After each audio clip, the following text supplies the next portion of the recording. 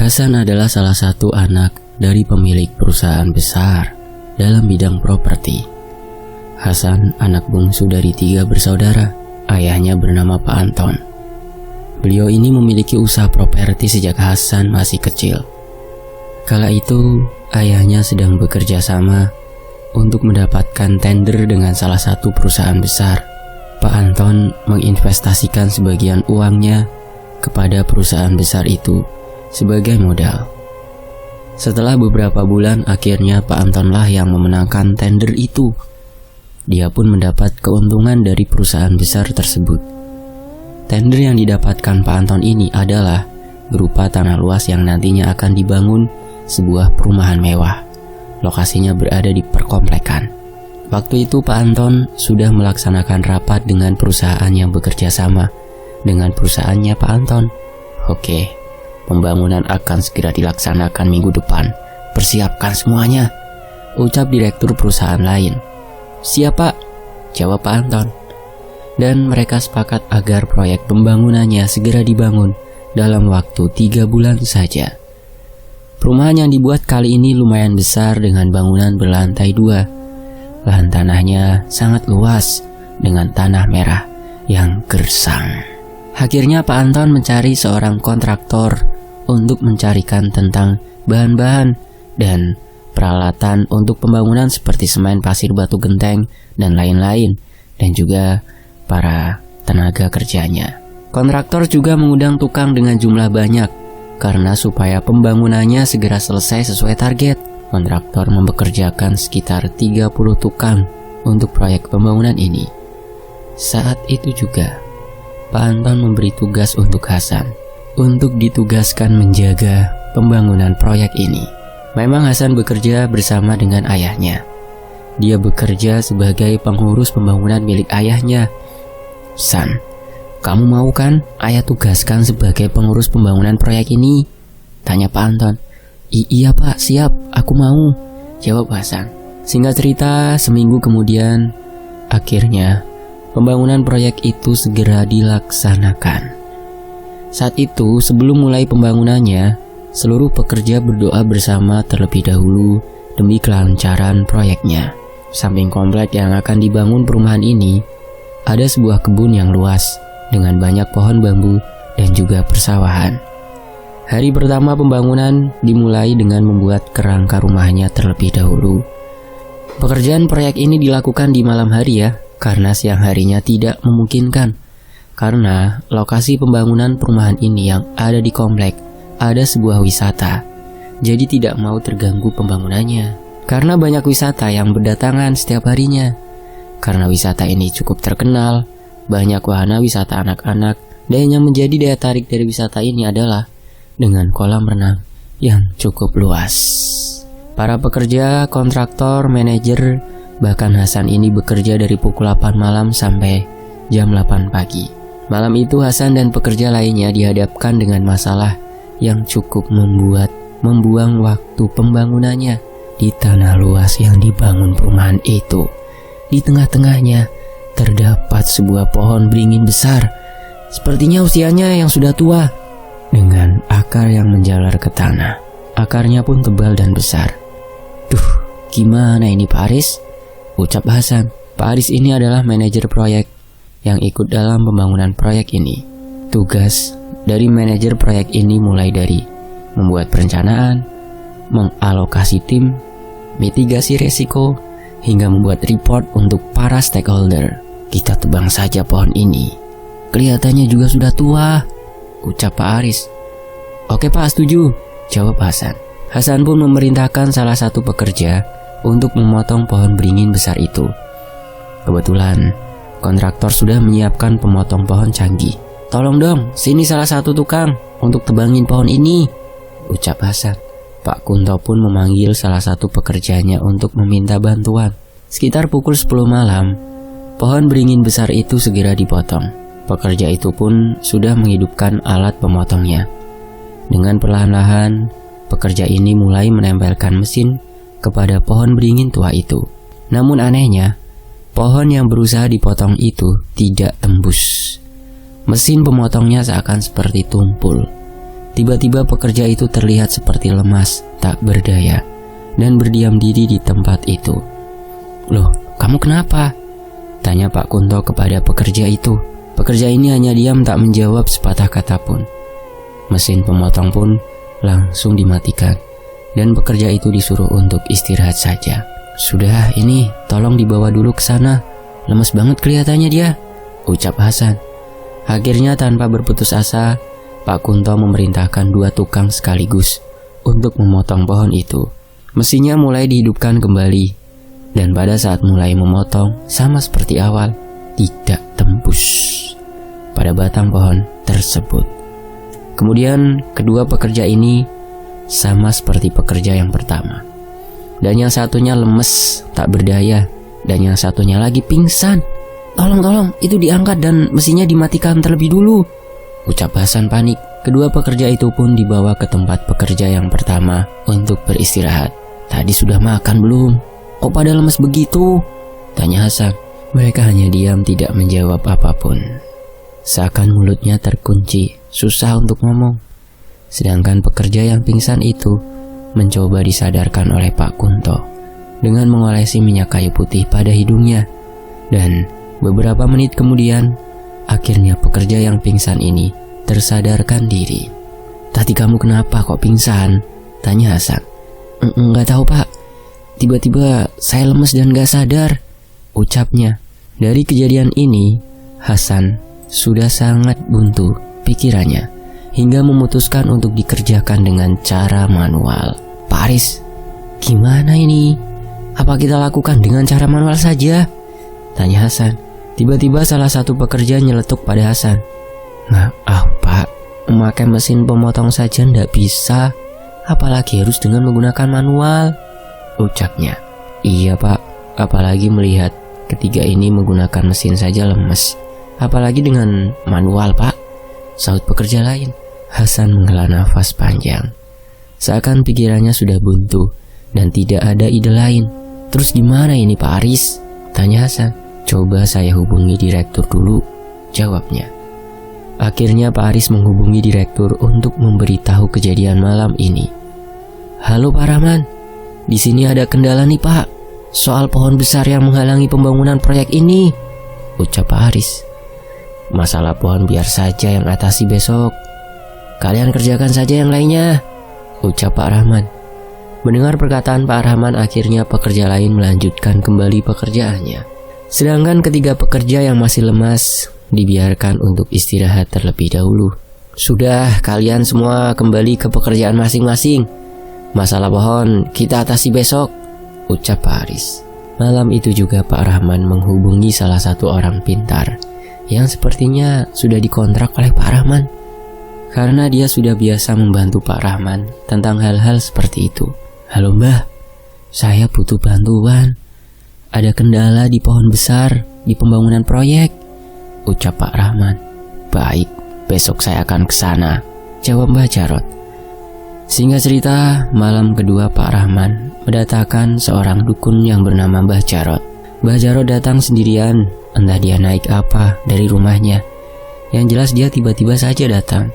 Sebelumnya Pak Rahman sudah memberitahu kepada Hasan bahwa malam ini akan kedatangan dukun bernama Mbah Jarot. Hasan menghampiri ke arah Mbah Jarot yang sedang berjalan. "Mbah Jarot ya?" tanya Hasan. Mbah Jarot hanya mengangguk menjawab pertanyaan dari Hasan. "Mari Mbah, saya tunjukkan tempatnya," kata Hasan. "Hawanya panas sekali di sini," kata Mbah Jarot. Mbah Jarot pertama kali menginjakkan kakinya menuju ke dalam kompleks itu. Terasa sangat panas. Padahal Hasan tidak merasakan panas, malah dia merasakan dingin. Waktu itu sekitar pukul 9 malam. Mbah Jarot duduk berdiam menatap ke arah pohon beringin itu dengan tajam, membuat Hasan kebingungan karena melihat Mbah Jarot hanya berdiam diri saja, tidak melakukan apapun. "Mbah, maaf, gimana Mbah? Ada apa di pohon beringin besar itu?" tanya Hasan penasaran. Namun Mbah Jarot tidak menjawab pertanyaan dari Hasan. Dia tetap fokus menatap ke arah pohon beringin tersebut. Beberapa saat Mbah Jarot terbangun dan menghampiri ke arah pohon beringin besar itu. Dalam waktu yang bersamaan, Hasan mendengar ada suara erangan dari salah satu pekerjanya. Erangannya seperti itu. Kemudian Mbah Jarot melambaikan tangannya ke arah Hasan. Hasan pun menghampiri ke arah Mbah Jarot yang berada tepat di depan pohon beringin itu. Ada apa, Mbah? Ada yang bisa saya bantu? Tanya Hasan. Bawa pekerja itu ke sini. Hasan pun menghampiri ke arah pekerja yang sedang kesurupan. Cepat bawa dia ke arah pohon itu. Disuruh Mbah Jarot, ucap Hasan. Pekerja lain mencoba menyeret tubuhnya dengan kekuatan penuh menuju ke pohon beringin besar itu. Ini Mbah orangnya, dudukkan di bawah. Dia pun didudukan di tanah bawah pohon beringin. Dan seluruh pekerja, bahkan Hasan pun disuruh untuk menjauh dari situ. Mbah Jarot memegang kepalanya pekerja itu dengan merapalkan mantranya. Mau kamu apa? Tanya Mbah Jarot. Sosok yang ada di dalam tubuh pekerja itu berbicara sesuatu kepada Mbah Jarot. Entah apa yang mereka bicarakan. Yang jelas Hasan tidak mendengar. Mbah Jarot menyipratkan air putih yang sebelumnya sudah disiapkan. Air putih itu dicipratkan kepada wajah pekerja itu. Tiba-tiba saja, pekerja itu pingsan dan lemas tak berdaya. Akhirnya para pekerja lain datang untuk membawa dia yang pingsan itu ke tempat gudang. Di kompleks itu kebetulan ada sebuah gudang yang cukup besar. Biasanya untuk tempat barang-barang bekas yang ada di wisata kolam renang tersebut. Mbah Jarot lalu menghampiri ke arah Hasan, Pak Kunto, dan Pak Aris. Gimana Mbah? Tanya Pak Aris. Kalian harus siapkan kerbau hitam. Semuanya yang berwarna hitam, ucap Mbah Jarot. Kapan Mbah? Ya terserah kalian. Kalau kalian ingin cepat proses pembangunannya, ya lakukan segera. Baik Mbah. Lalu kerbau itu diapakan Mbah? Kalian hanya butuh kepala kerbaunya saja. Kepala kerbau hitam itu lalu nantinya dikuburkan tepat di samping pohon itu, kata Mbah Jarot. Setelah itu Mbah Jarot pun berpamitan untuk pulang. Kalau begitu, saya pulang dulu, ucap Mbah Jarot. Biar saya antar Mbah, kata Hasan. Mbah Jarot pun mau untuk diantar oleh Hasan pulang. Hasan mengantarkan Mbah Jarot dengan menggunakan mobilnya. Sedangkan Pak Aris membicarakan tentang kerbau hitam itu kepada Pak Kunto. Kun, pokoknya besok kamu pergi cari kerbau hitam itu. Entah di mana tempatnya. Yang penting harus segera dapat kerbau hitam itu, kata Pak Aris. Iya Pak, baik, jawabnya singkat. Soalnya biar proyek ini segera selesai, lanjut Pak Aris. Memang proyek ini harus cepat selesai dalam waktu 3 bulan dengan 10 bangunan dengan berlantai 2. Malam itu semua pekerja kembali bekerja seperti biasanya. Setelah mengantarkan Mbah Jarot, Hasan kembali lagi ke tempat pembangunan perumahan itu. Malam itu, salah satu pekerja ada yang kebelet buang air kecil. Dia pergi ke toilet umum yang letaknya dekat pohon beringin besar itu. Saat keluar dari toilet umum itu, tiba-tiba dia dikejutkan oleh sebuah kera yang berwujud tubuh manusia sedang bergelantungan di atas pohon itu. Dengan jumlahnya tidak hanya 1. Kala itu juga pekerja yang melihat penampakan itu langsung lari dengan terbirit-birit. Ada apa kamu kok lari-lari seperti ketakutan seperti itu? Tanya Pak Kunto. Ada kera berwujud manusia Pak, jawabnya terbata-bata dan nafasnya yang masih ngos-ngosan. Yang bener kamu, di mana? Tanya Pak Kunto. Di sana Pak, di atas pohon beringin besar, jawabnya.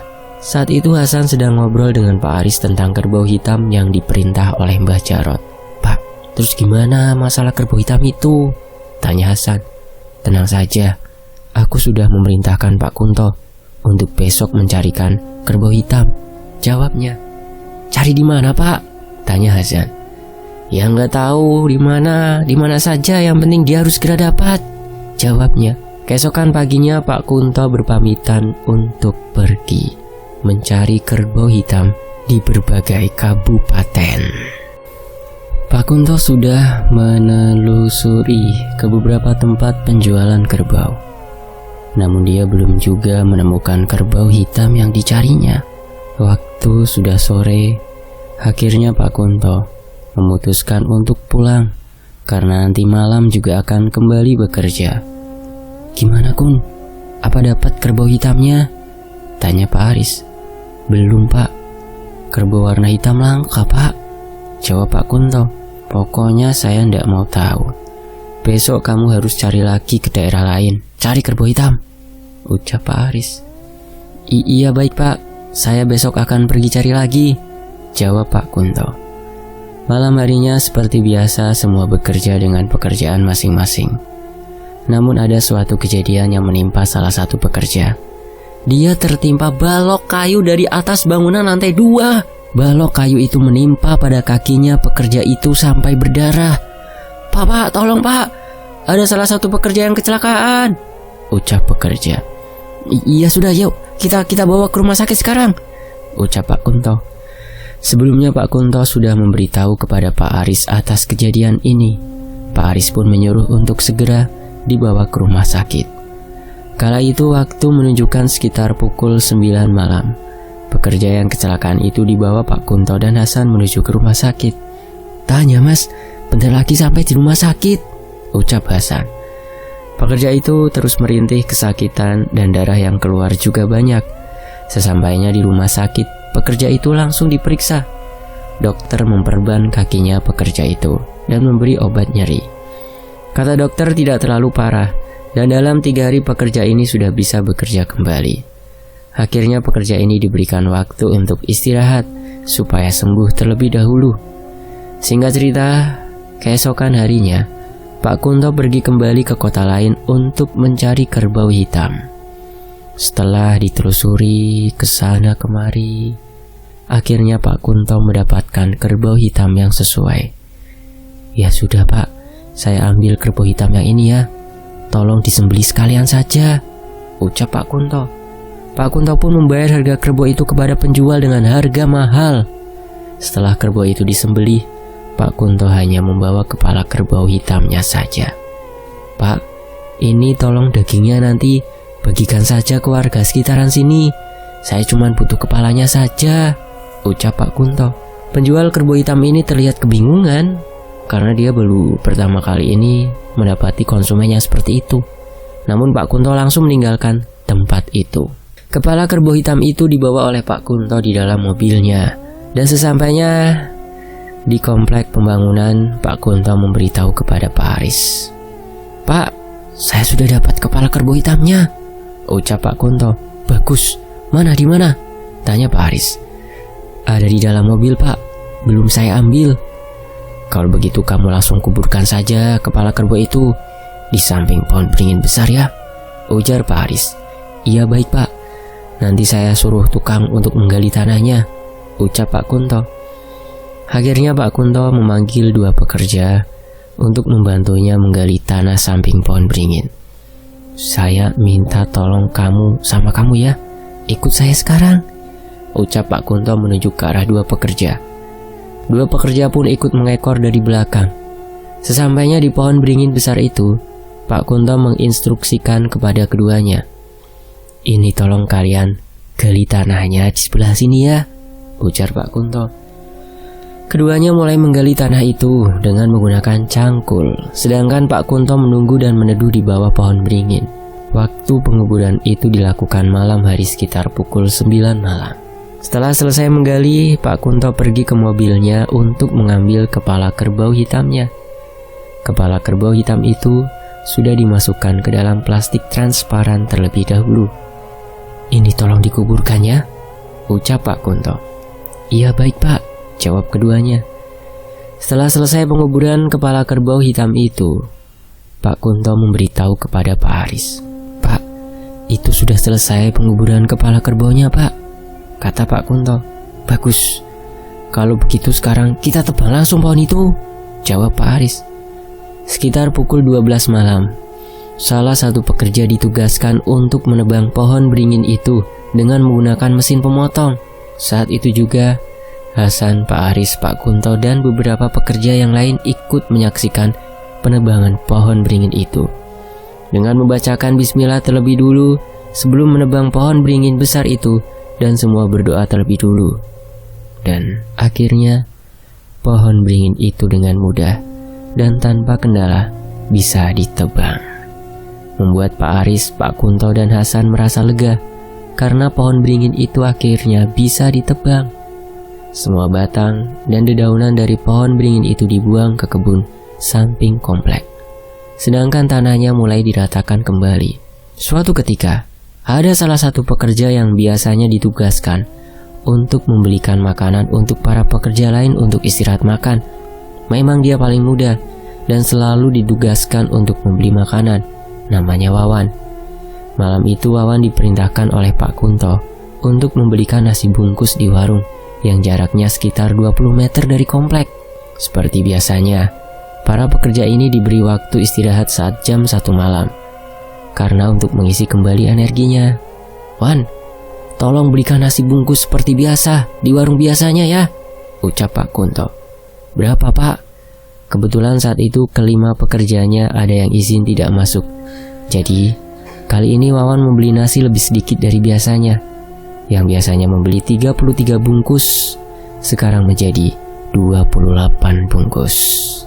28 bungkus saja sama gorengan 28 ya. Kan yang 5 tidak berangkat. "Ini uangnya," ucap Pak Kunto. "Baik Pak, saya pergi dulu," jawabnya. Loh, ini kunci motornya, kamu lupa ya?" jawab Pak Kunto. "Oh, enggak usah Pak, saya jalan kaki saja, pengen jalan-jalan," jawabnya. Membuat Pak Kunto merasa aneh, karena tumben-tumbenan Wawan mau jalan kaki. Padahal biasanya naik motornya Pak Kunto. "Oh ya sudah, hati-hati ya," ucap Pak Kunto. Wawan langsung berjalan kaki menuju ke warung makanan langganannya. "Bu, beli nasi bungkusnya seperti biasa," ucap Wawan. "Berapa?" tanyanya singkat. 28 bungkus saja Bu, sama gorengannya ya." Wawan duduk menunggu ibu penjualnya membuatkan 28 bungkus nasi. Dia sambil bermain ponselnya. Singkat cerita, sudah sekitar pukul 1:15. Wawan belum juga kembali. Padahal para pekerja sudah menunggu kedatangan Wawan. Pak Kunto pun menanyakan kepada para pekerja yang sudah duduk beristirahat. "Wawan belum datang?" tanya Pak Kunto. "Belum Pak," jawabnya. "Duh, kemana dia? Padahal sudah setengah jam loh," ujarnya cemas. Wawan pergi membeli nasi bungkus itu sekitar pukul 12:30 malam. Namun sampai sekarang sudah jam 1 lebih dia belum datang juga. Saat itu Pak Kunto masih berpikir, mungkin warungnya ramai dan Pak Wawan juga berjalan kaki, jadi dia lama datangnya. Tiba-tiba Hasan datang menghampiri ke arah Pak Kunto. "Kenapa kok cemas gitu?" tanya Hasan. "Ini loh Pak, udah jam segini tapi Wawan belum kembali juga. Padahal sudah setengah jam lebih," ucap Pak Kunto. "Sabar Pak, kita tunggu sebentar lagi," jawab Hasan. Akhirnya mereka menunggu untuk beberapa saat. Namun sudah jam 2 malam, Wawan tidak kembali juga. Padahal para pekerja sudah kelaparan. Pak Aris mengetahui hal itu pun menelpon Wawan. Handphonenya berdering tapi tidak diangkat. Hasan pun menelpon ke nomornya, tapi sama tidak diangkat. Begitu juga dengan Pak Kunto, dia sudah menelpon beberapa kali tapi tidak diangkat juga. Karena sudah tidak sabar untuk menunggu, akhirnya Pak Kunto berinisiatif untuk menjemput Wawan, karena takut dia kenapa-napa. "Kalau gitu saya jemput saja ya Pak Wawannya," ucap Pak Kunto. "Iya Pak," jawab Hasan. Pak Kunto mengendarai motornya menuju ke warung itu. Saat sampai di sana, warungnya terlihat sepi dan tidak ada pembeli. "Maaf Bu, tadi ada laki-laki yang datang membeli ke sini kan ya? Beli 28 nasi bungkus?" tanya Pak Kunto. "Iya Pak, tadi sudah saya buatkan kok. Memangnya kenapa ya Pak?" tanya ibu penjual. "Dia sudah pulang Bu, memangnya?" tanya Pak Kunto. "Sudah pulang dari tadi Pak, sekitar setengah jam yang lalu," jawabnya. Pak Kunto terkejut mendengar apa yang dikatakan oleh ibu penjual itu. "Ya sudah kalau gitu saya pamit pulang dulu ya Bu," ucap Pak Kunto. Pak Kunto sengaja memperlambat motornya dan melihat ke kanan kiri jalan. Siapa tahu bertemu dengan Wawan. Namun Pak Kunto tidak menemukan Wawan sama sekali. Akhirnya Pak Kunto kembali ke komplek. Dan kebetulan di depan komplek itu ada pos satpam. Di pos satpam itulah Pak Kunto menanyakan kepada satpam. "Pak, tadi lihat Wawan enggak ya?" tanya Pak Kunto. "Lihat Pak, tadi sudah pulang kok, sudah masuk." Setelah mendengar jawaban dari Pak Satpam, Pak Kunto kembali masuk ke perumahan untuk melihat Wawan. Karena dalam pikirannya mungkin tadi dia lewat jalan lain dan enggak berpapasan. "Wawan sudah sampai belum?" tanya Pak Kunto. "Belum, Pak," jawab Hasan. "Belum? Lah padahal kata Pak Satpam tadi dia sudah masuk ke dalam." Karena Pak Kunto merasa kasihan terhadap pekerja-pekerjanya, Pak Kunto kembali lagi ke warung itu untuk membeli nasi bungkus lagi. "Ada apa lagi, Pak?" tanya ibu warung. "Mau beli nasi bungkus lagi? 28 bungkus, Bu, sama gorengan," ucap Pak Kunto. "Loh, bukannya tadi sudah, Pak?" ucap penjual. "Sudah, buatkan saja, Bu," jawabnya sedikit kesal. Penjual pun membuatkan kembali 28 bungkus nasi, dan Pak Kunto menunggu dengan sabar. Setelah selesai, Pak Kunto bergegas segera kembali karena sudah ditunggu para pekerjanya. "Ini nasinya, silahkan dinikmati," ucapnya. Sudah jam 2:30 dini hari, semua pekerja menyantap nasinya dengan lahap karena sudah kelaparan. Namun Wawan belum juga datang. "Keluyuran kemana sih Wawan? Jam segini belum pulang juga," ucap Pak Kunto dalam hati. Singkat cerita, jam pulang kerja tiba. Semua para pekerja juga sudah bersiap-siap untuk pulang. Sekitar pukul 4 pagi, sebelum pulang, Pak Aris menanyakan kepada para pekerjanya sebelum pulang tentang keberadaan Wawan. "Wawan belum datang juga ya?" ucap Pak Aris. "Belum, Pak," jawab para pekerja serempak. "Kalau begitu di antara kalian ada yang punya nomor orang tuanya Wawan tidak?" tanya Pak Aris. Saat itu ada salah satu temannya Wawan yang sedesa dengan Wawan dan bekerja di proyek ini. Kebetulan dia ini tetanggaan dengan Wawan, jadi dia punya nomor HP orang tua Wawan. Dia pun memberikan nomor HP ibunya Wawan kepada Pak Aris. Saat sudah masuk subuh, Pak Aris, Pak Kunto, dan Hasan belum pulang dari tempat itu. Sedangkan pekerja proyek lain semuanya sudah pulang. Pada subuh, Pak Aris mencoba menghubungi ke nomor ponsel ibunya Wawan yang ada di kampung. "Halo, Bu, saya dari atasan anak ibu bekerja," ucap Pak Aris. "Iya, ada apa ya, Pak?" tanya ibunya. "Apakah Wawan pulang kampung, Bu?" tanya Pak Aris. "Tidak, Pak, Wawan tidak pulang ke sini," jawabnya. Memang kebanyakan para pekerja proyek yang merasa tidak betah. Biasanya mereka akan kabur dan pulang kampung. Makanya Pak Aris menanyakan hal seperti itu kepada ibunya. Setelah mendengar apa yang dikatakan ibunya, membuat Pak Aris, Hasan, dan Pak Kunto merasa was-was. Sekitar pukul 6 pagi mereka pulang ke rumah untuk beristirahat. Singkat cerita, malam harinya mereka kembali ke proyek pembangunan. Saat itu juga Wawan belum kembali. Sekitar pukul 1 malam. Kali ini Pak Kunto sendiri yang membeli nasi bungkus, karena takut kejadian serupa seperti Wawan terjadi pada pekerja lain. Sudah 24 jam Wawan belum juga ditemukan. Karena jika orang hilang selama 24 jam lebih, biasanya bisa lapor ke kepolisian. Setelah selesai membeli nasi bungkus, Pak Kunto membicarakan kembali tentang Wawan kepada Pak Aris dan juga Hasan. "Gimana ini, Pak? Sudah 24 jam Wawan belum ketemu juga.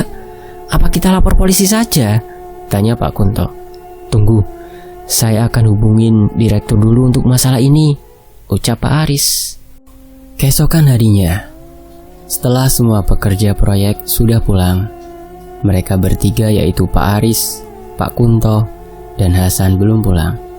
Pak Aris menghubungi direktur tentang kehilangan Wawan.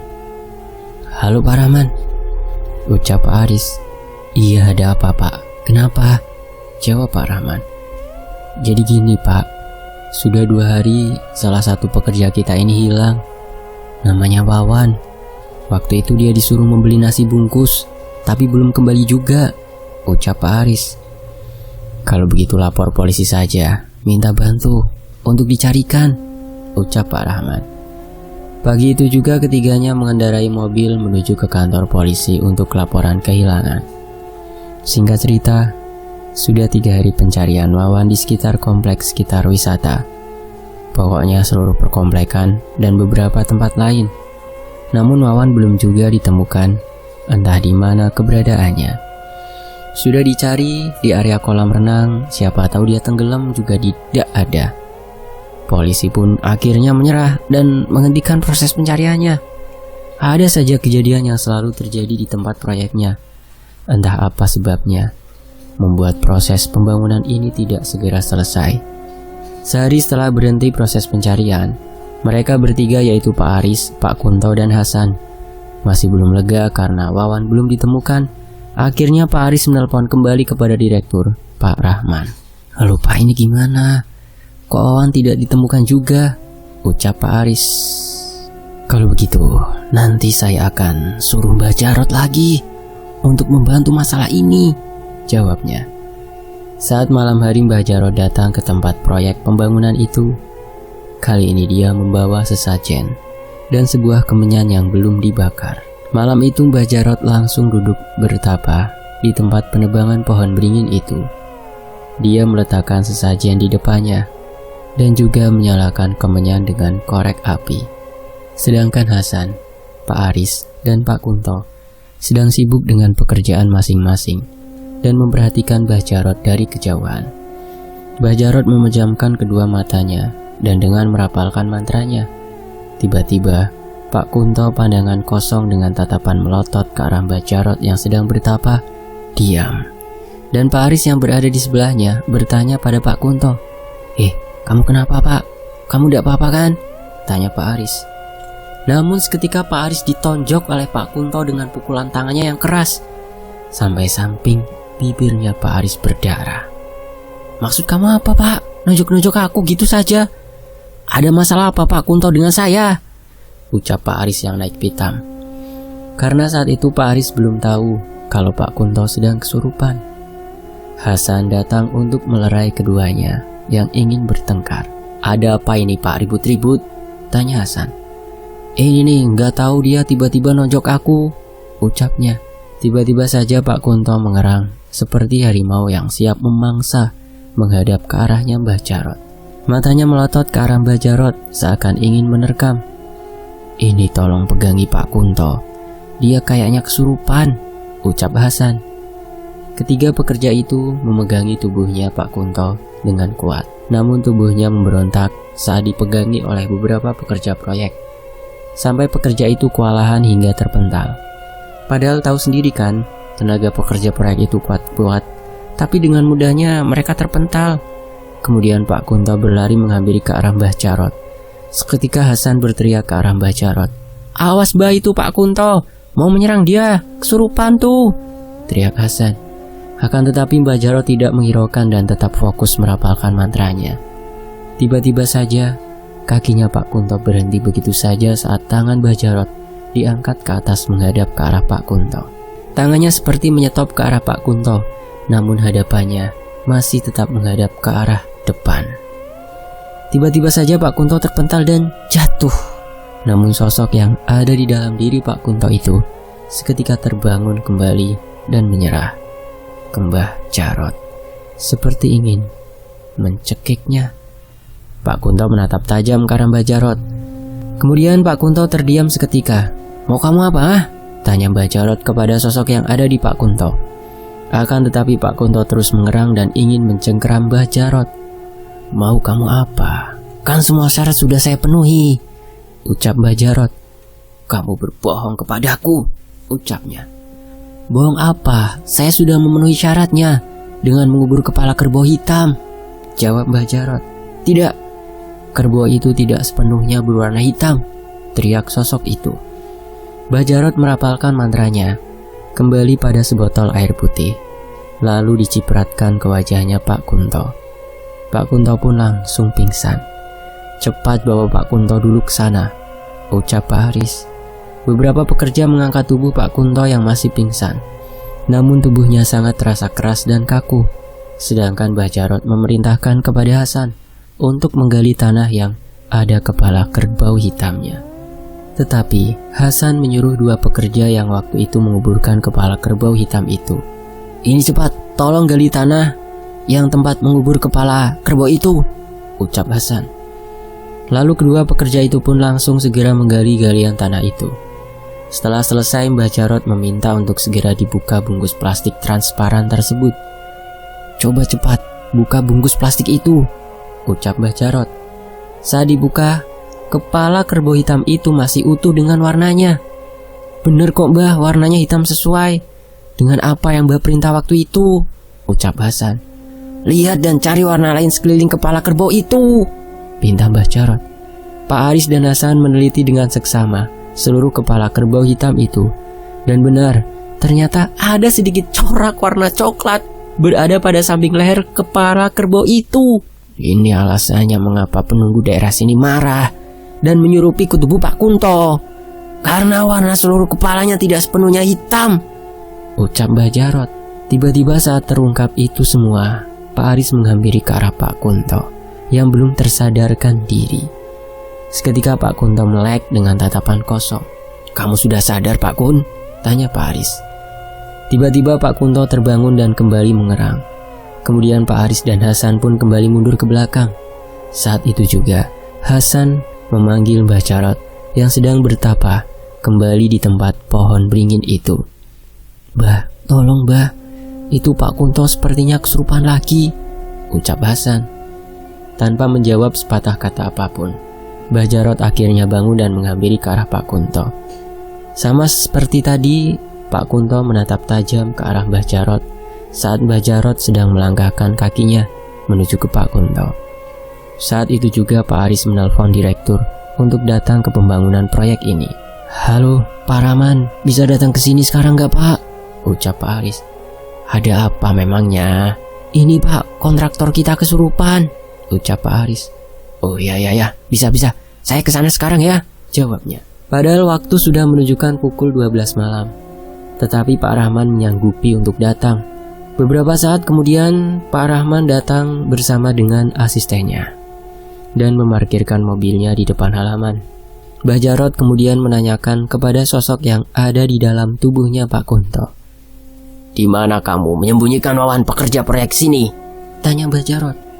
Seketika Pak Aris dan Hasan terkejut karena ternyata Wawan diumpetin oleh sosok yang ada di sini.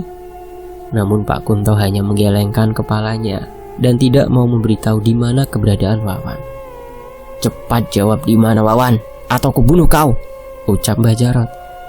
Tiba-tiba jari telunjuk Pak Kunto itu menghadap ke arah kebun yang rindang. Akhirnya Mbah Jarot mengeluarkan sosok itu yang ada di dalam tubuhnya Pak Kunto. Seketika Pak Kunto pingsan kembali dan lemas tubuhnya.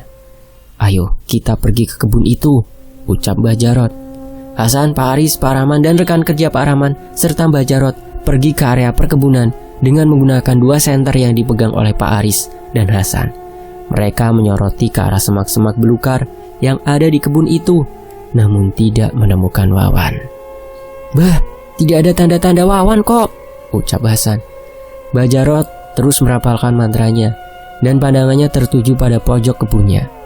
"Dia tidak ada di sini, tapi di sana," ucap Mbah Jarot dengan menunjuk ke arah pojok kebun itu. "Ayo kita ke sana," pinta Mbah Jarot. Mereka semua akhirnya berjalan menyusuri jalanan setapak di tengah kebun itu dengan penerangan senter. Saat sedang berjalan menuju ke arah selokan pojok kebunnya, mereka semua dikejutkan dengan suara kera yang bersautan dan ditampakkan wujudnya di atas pohon rambutan yang ada di kebun itu. Tetapi Mbah Jarot meminta untuk tetap tenang dan fokus berjalan menuju ke arah selokan besar yang ada di pojok kebun. "Sudah, jangan hiraukan, kita lanjutkan saja," ucap Mbah Jarot. Hasan merasa bulu kuduknya berdiri dan merinding. Pak Aris pun demikian. Dia merasakan hawa dingin yang merasuk ke dalam tubuhnya.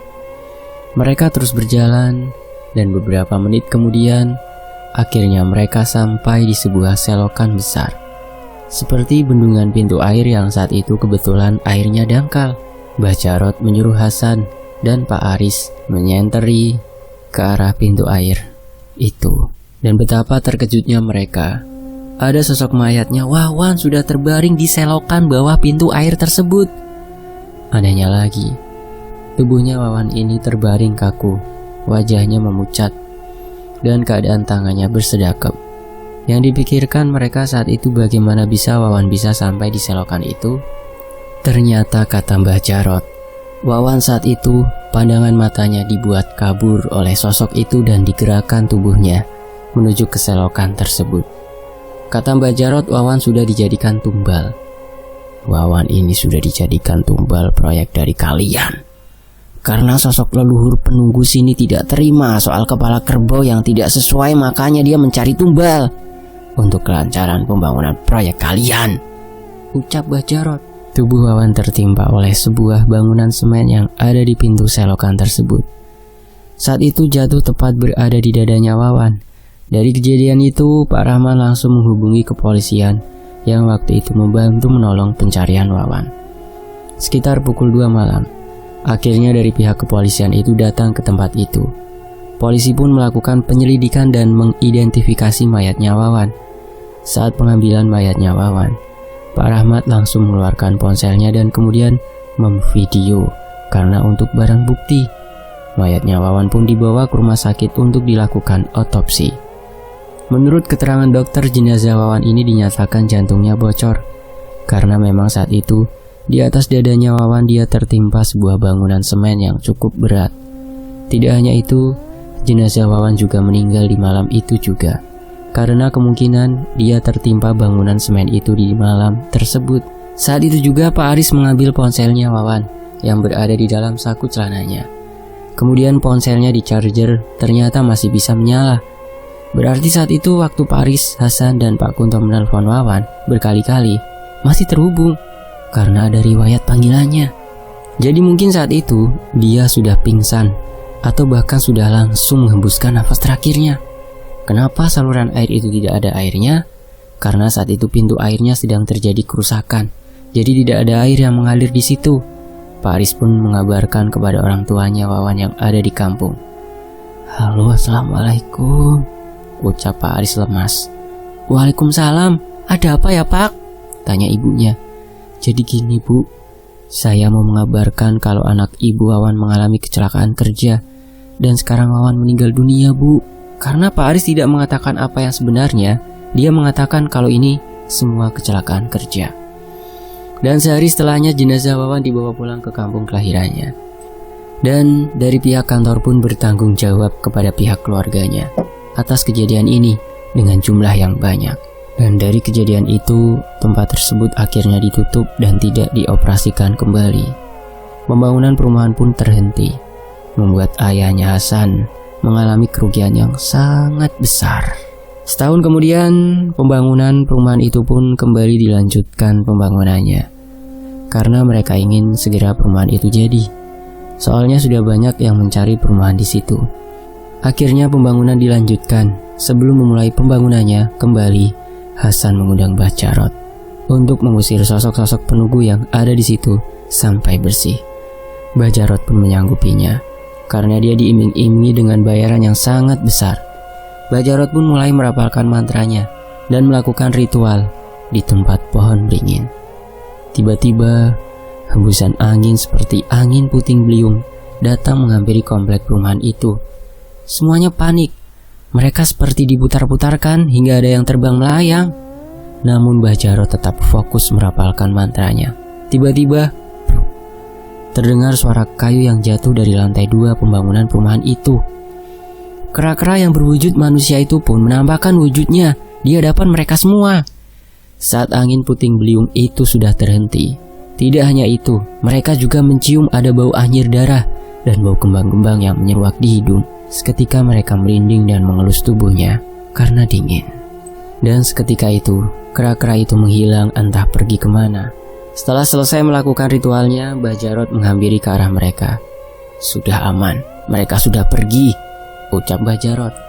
"Kalian sudah bisa melanjutkan pembangunan ini," tambahnya.